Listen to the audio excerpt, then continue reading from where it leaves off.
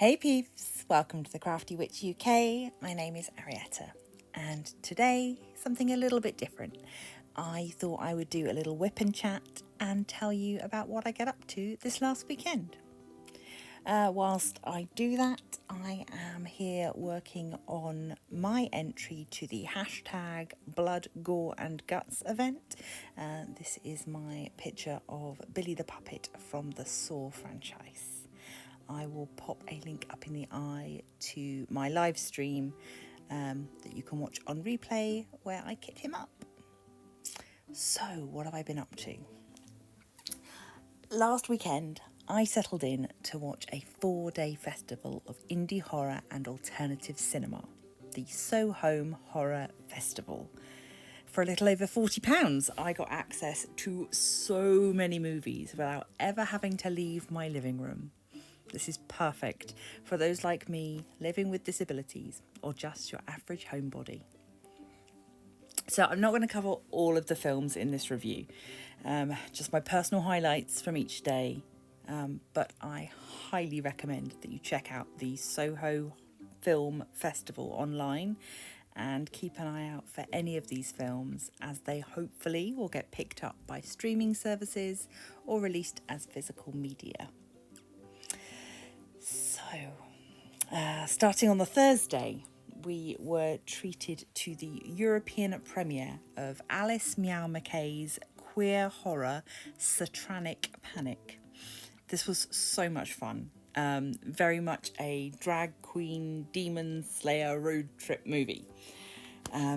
But before we even got to Satranic Panic, we got 2 brilliant short films.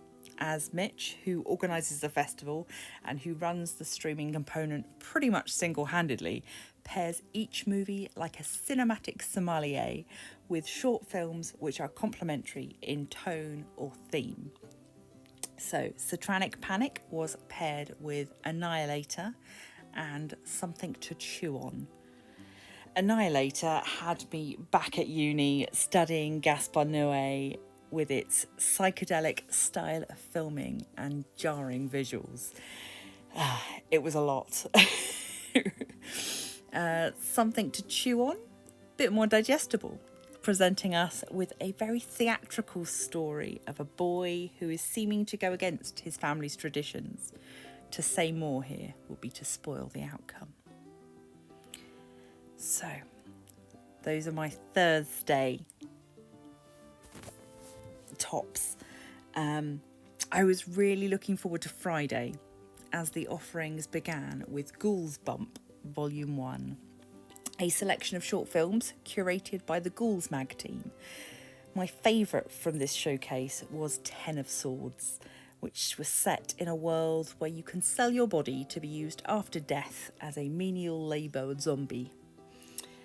I want to see more from this premise. I would love to see it expanded into a longer film. Several of the shorts here dealt with topics that I would consider real-world horror. Doctors who gaslight, contraception issues, body changes, marriage expectations, child abductions, abusive partners, mood swings, extreme friendship dynamics, and more. Friday's big movies were Tearsucker, Scream Therapy, Abruptio and Weird Kidz, all again paired with complimentary shorts. Tearsucker was an uncomfortable watch, highlighting the perils of dating strangers, paired with I Wanna See, which was equally unsettling, and Match, which had me clutching a pillow for safety as the woman on screen was stalked by a malevolent spirit who had matched with her on a dating app. Scream Therapy, paired with Chloe's Happy Hour and My Scary Indian Wedding, was my Friday night highlight and was so much fun. A group of women venture into the desert for some self-care, but find themselves in the middle of an incel cult ritual. Hilariously funny, and one I will be watching again as soon as I get the chance.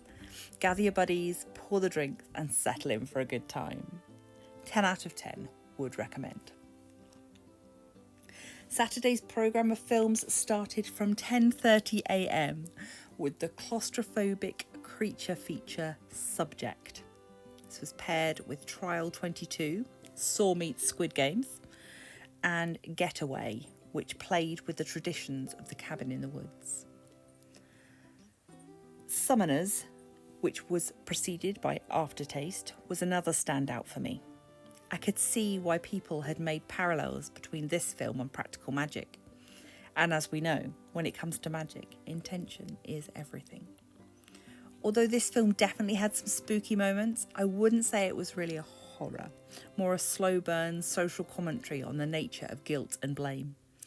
Nonetheless, I enjoyed it, and if you like your films a little dark and a little magical, then this might be for you. Saturday's schedule was chock full of films, and I've yet to finish watching them all. But thankfully, another great thing about the SOHOME Horror Fest is you get 7 days access to the films, so you can revisit those that you loved and catch up on those that you missed. Sunday was another early start and another not really horror movie, although I loved it anyway. The Last Movie Ever Made asks us how we would spend our last days if we found out we lived in a simulation which was about to be turned off. A love letter to filmmaking and the creative fearlessness we had when we are young. Perfectly paired with 2 shorts, Room Tone and Content, the LoFi Man.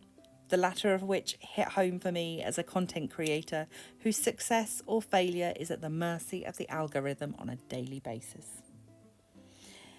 My other Sunday favourite was Eldrich USA, a full-on musical in the vein of Anna and the Apocalypse or Once More with Feeling. What's not to love about singing, dancing zombies? And speaking of Once More with Feeling, I also managed to watch Abruptio, starring the voice talents of James Masters, Spike from Buffy, in a film filled entirely with life-size puppets and a plot which would not have been out of place as a Black Mirror episode. This was a film which I had missed earlier in the festival, and I was again so glad I could go back to it. Another film I caught after it aired was The Weird Kidz, which was an animated feature 8 years in the making. If you like Adult Swim or the retro stylings of Beavis and Butthead, then you should get a kick out of this one.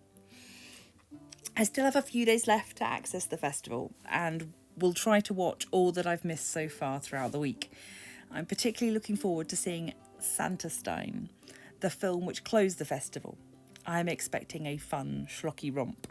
The Santa Claus meets Frankenstein's monster. So, that is my best of the fest. A bit of a different video for me this time. If you've enjoyed it and would like to see more like this, then please do let me know down in the comments.